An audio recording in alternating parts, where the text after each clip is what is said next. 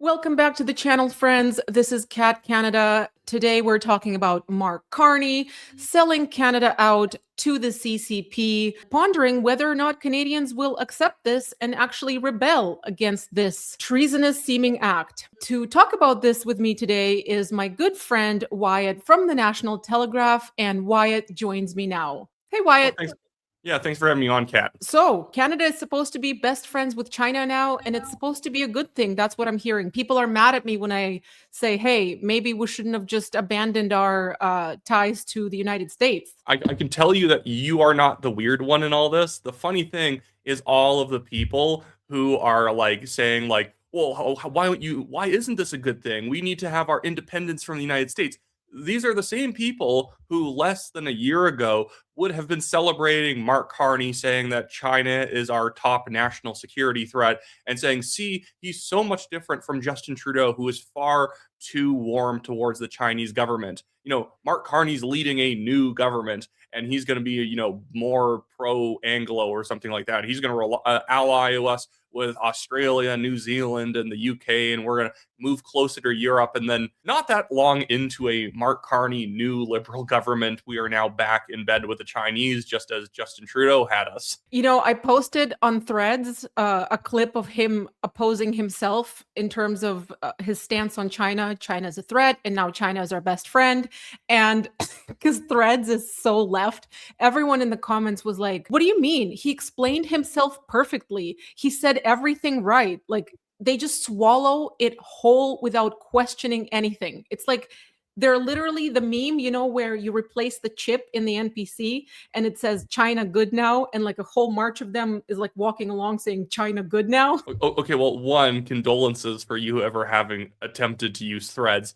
And then two, well, a lot of these people just seem to think that because there is an explanation, that means it's totally okay and it's not hypocrisy at all. See, Carney has said it's different now, which means it's different now. And that's really as far as many of these people go. I'm not sure if you've seen Laura Babcock screaming about how, conservatives would be cheering on Pierre Poilievre if he did this.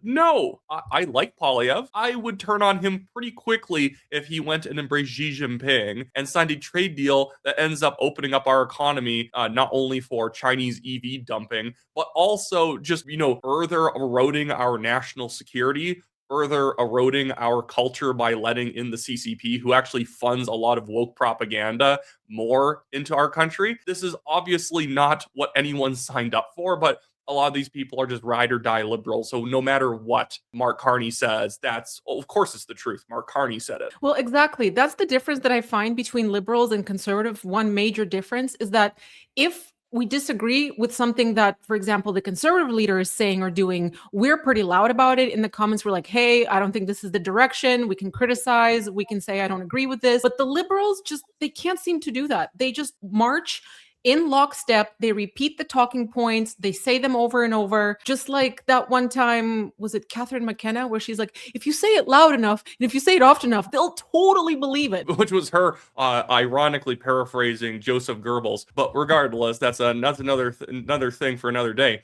But the funny thing about this entire situation is that Mark Carney, I think he thinks he's doing a really good job politicking, and he's playing into the anti-American crowd in Canada, which, granted is a large voter block of people who just hate America and they don't want to fix our healthcare system because it would be Americanizing our healthcare. They don't want us trading with the US. They hate Donald Trump, and they basically are happy if the liberal government were to impoverish us all, as long as they thumb their nose at Donald Trump the entire time. But I still think like the vast majority of Canadians don't really want us integrating like this with China. If you look at the polls of the reputation of different countries with Canadians, yes, America currently has a very bad reputation with us. It's a reaction with not only with the tariffs, but also just the overall anti-Americanism that you find in a lot of more left-wing circles in Canada. But when you look at those country rankings, China and America are like tied, both negative, like negative around 35, negative 40 or so in terms of net approval. But China hasn't been in the headlines for a while, but people still instinctually know that they're not supposed to like China. And now Mark Carney is trying to bring back some of China's reputation with Canadians. But The thing is that it already had a bad reputation even before it became such a big news item. So what my impression is that this is actually going to probably reactivate a lot of anti-China type feeling in Canada, because it was kind of moldering under the surface and taking a backseat to anti-Americanism, but now it's become a big issue. Plus, Carney, for no reason, just ticked off Doug Ford, one of his top allies in Ontario, which is going to probably affect the Liberal turnout in a snap election if it happens in 2026. Well, I certainly hope people haven't lost their distaste for China because, well, for obvious reasons, we're being aligned with them. They're a communist country. And, people much smarter than myself who've been paying attention longer say, well, if you open up trade with them for these EVs, that's obviously a way for China to potentially weaponize that and influence and do all kinds of nefarious things.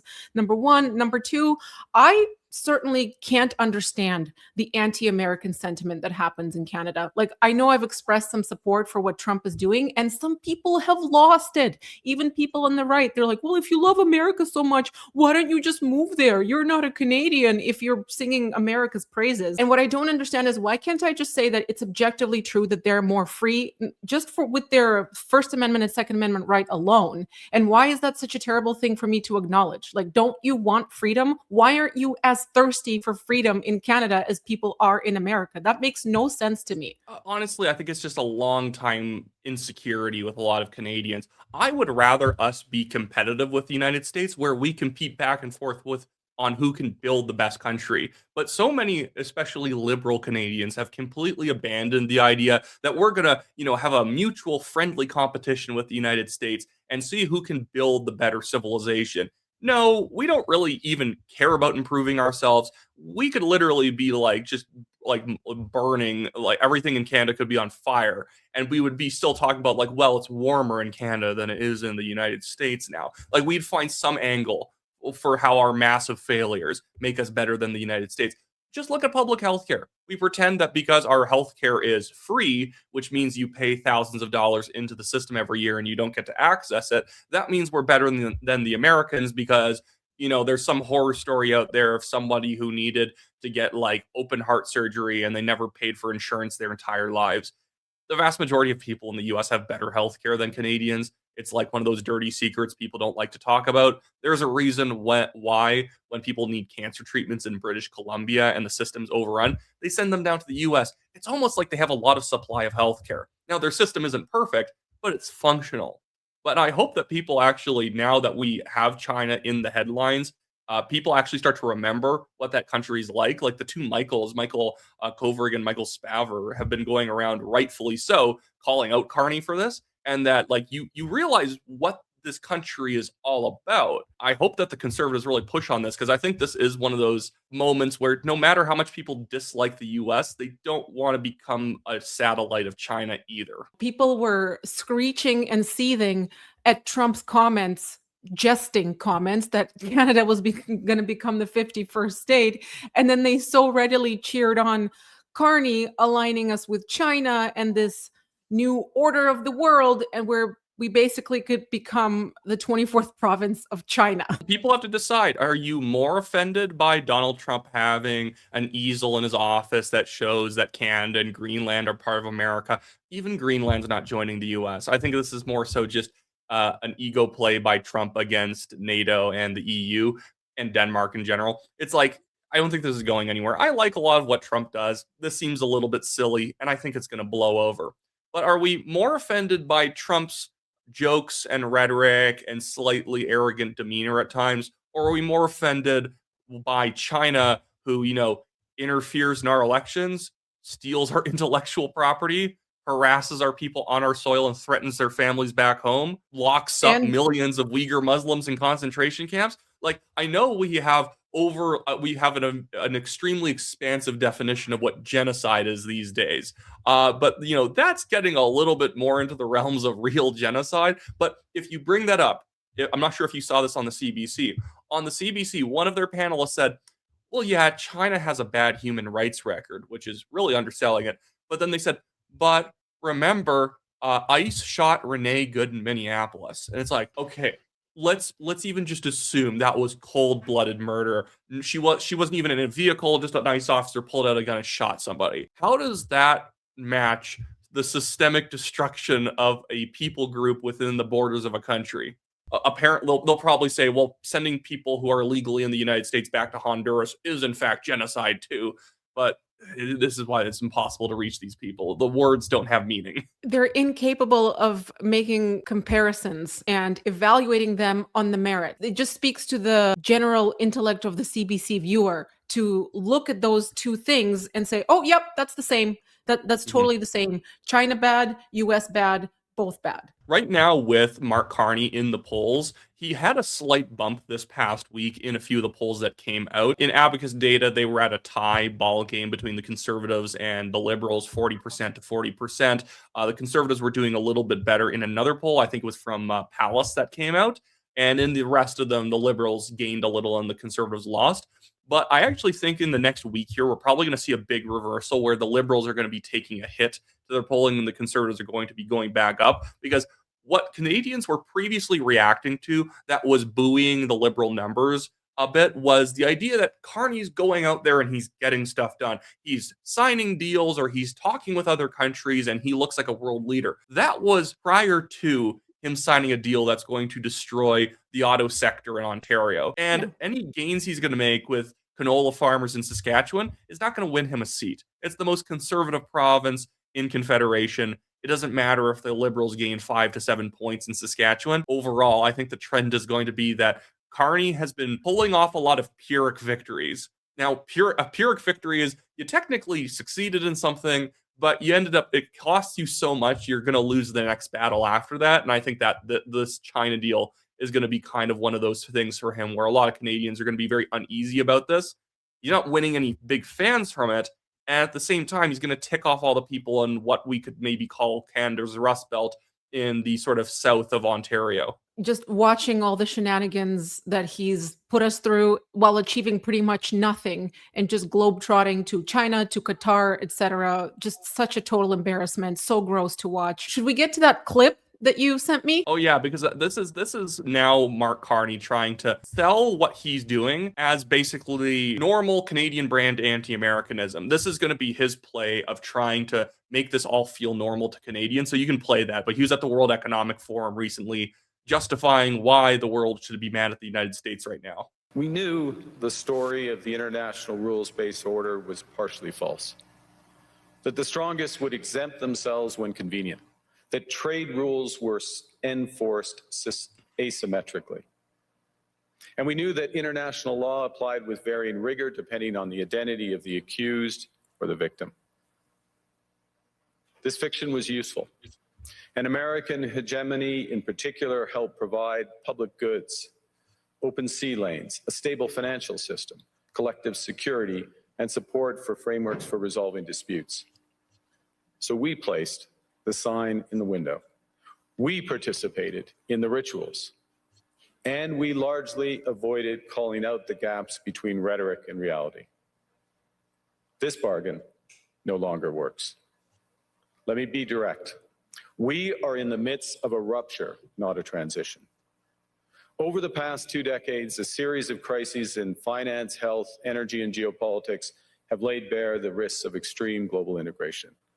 But more recently, great powers have begun using economic integration as weapons.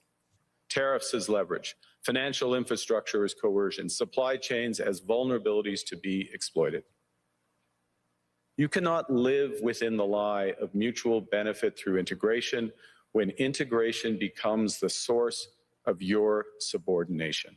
Makes it sound more like he's talking about China than the United States, but the crazy thing is he genuinely is talking about the US there. We need to have like international law respected and, trade rules that are mutual. It's like China steals countries' intellectual property and basically uses trade in order to get leverage on a lot of poor African countries so that they basically have to sell out to the Chinese and let them build infrastructure there for the Chinese military and ports and whatnot, effectively using that country as a base. It's like, but if the U.S. is at fault. Now, the U.S. is not perfect. But the idea that we somehow now need to move towards the actual villains of the world because Trump annoyed us is like just, I don't like to say this because it's kind of rude, but it's just peak boomer liberal crap.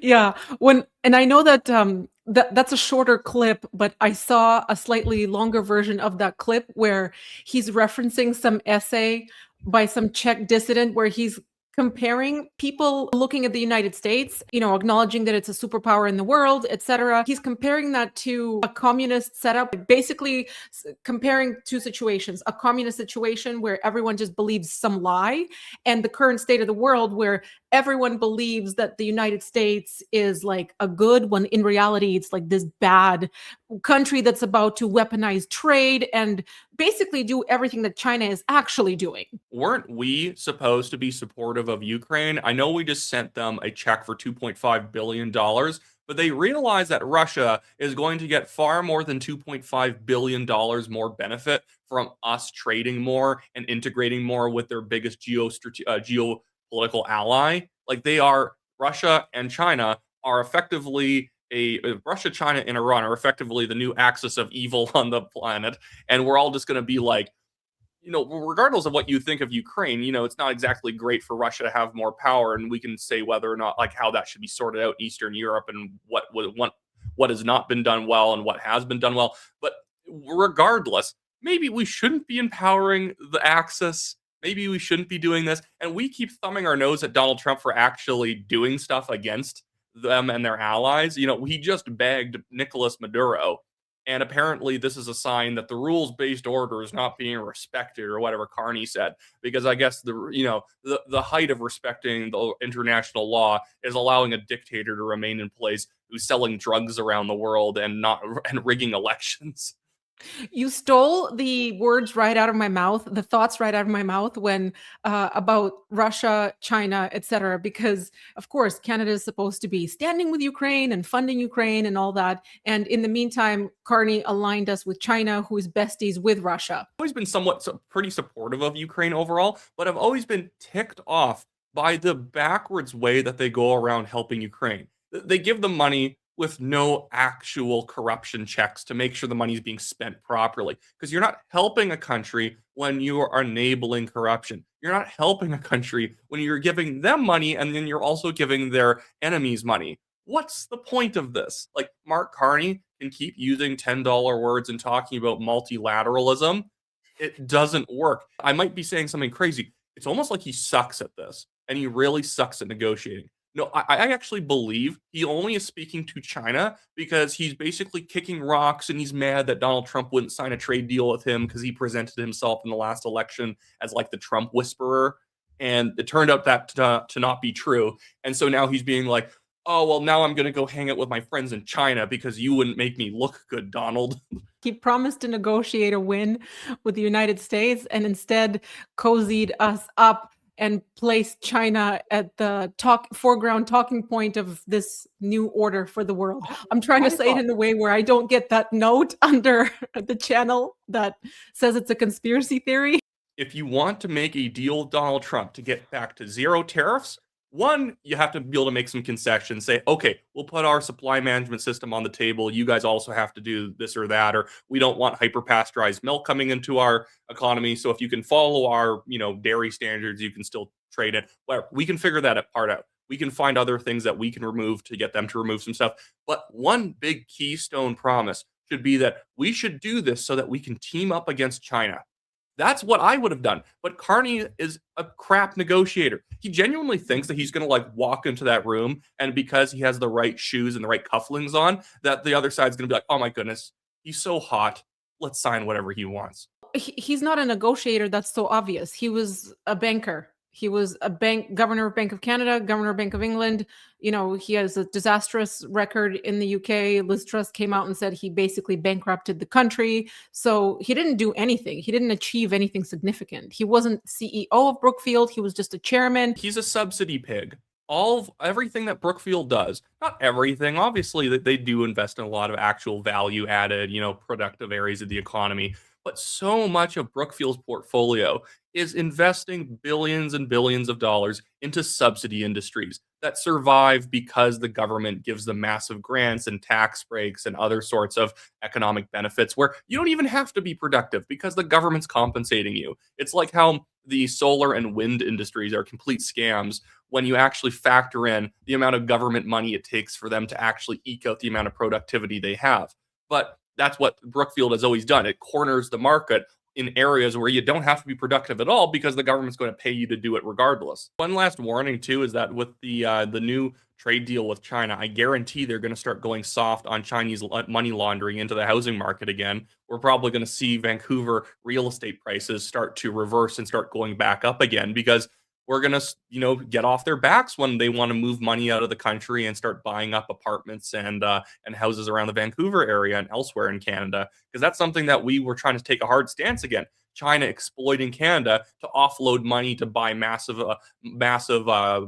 pieces of land and homes and whatnot and businesses. We were trying to restrict how much they were buying up because, of course, a country that has 1.3 billion people can dominate even a more developed Western economy by simply just jamming all of its money into it. It's why charities in Africa oftentimes ruin those local economies. If you dump free t-shirts and free grain into an African country, of course all the farmers and t-shirt makers are going to go out of business. It's with the EVs, it's with the housing. Of course, you can take the money, the profit of a vastly much larger country and then dominate a much smaller country by just concentrating in certain markets. Wyatt, thank you so much for coming onto the channel and chatting with me today. Always good to have you. You're one of my most popular guests, just so you know. The last video, well, the first video that we did together was the second best performing one on my channel. Thanks for taking the time, Wyatt. Always good to chat with you. Absolutely.